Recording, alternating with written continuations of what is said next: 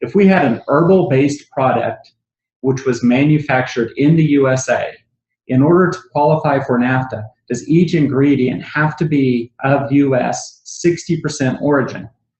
No is the quick answer to that. And the reason for that is we would have to go through each one of those individual products that go into the final product, figure out what the value is of each of them inside of your end product, what the value, what each one of their tariff numbers is as individual items, and then what the value of your finished good is and what the tariff number of that finished good is.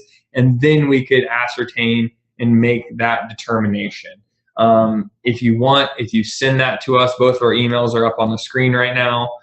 We'd be happy to take a look at that for you. But sure. Like I said, I need the tariff number of each individual thing that's in there. We need the value of each individual thing that's in there. I need the tariff number of the finished good, whatever you're selling, and the value of that. And the country of origin of all the other components. Correct, and the country of origin of each one of those individual components. So those 5 items is what it takes to ascertain whether or not you can qualify. And it's the same, those are the same five for everything. Yep. It's not just this item. That bill of materials might get longer, but it's the same. Those 5 are the 5 boxes you have to check. Yeah, and that's something that we always have to be careful for in free trade agreements, to make assumptions, maybe even that something has to be, and trust me, I've heard it a million times, that it has to be predominantly of a particular origin.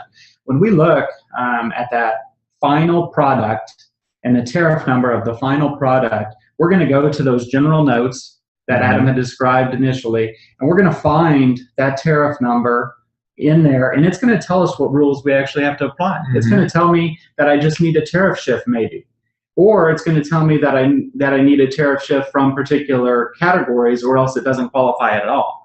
Or then it might tell me that I can meet a certain regional value content in order to do the math as it relates to 60%. There's the minimus up on there of different rules as well. So anyways, it really is a math problem that starts with knowing, one, all the information.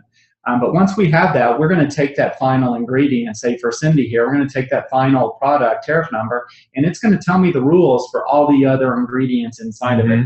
And I'm going to follow those rules to make the determination whether that final product would in fact be eligible for NAFTA and or any free trade agreement. The process that we go through is the same. We look at each product individually, and we don't make assumptions as to the percentage, because we might not even have to do a math problem on this at all. It might be clear as day that finished product tariff shifts for all the components. We don't even have to do a math. It doesn't have to reach a certain percentage at all.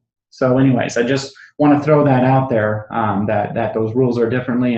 And Cindy, if you want to send that or email us that information, we're happy to do that analysis for you, just to help you out. And one of the things that you might see there too is it might qualify for NAFTA, but not qualify for another free trade agreement, which I know seems kind of counterintuitive to a lot of people. If it does one, why not another one? One of the things that we tell a lot of our employees when they start the first time is, once you start working in this business, you have to take your common sense hat off and put your customs hat on. And those are 2 different things. And so free trade agreements are the same way. You have to put your customs hat on in order to do these correctly.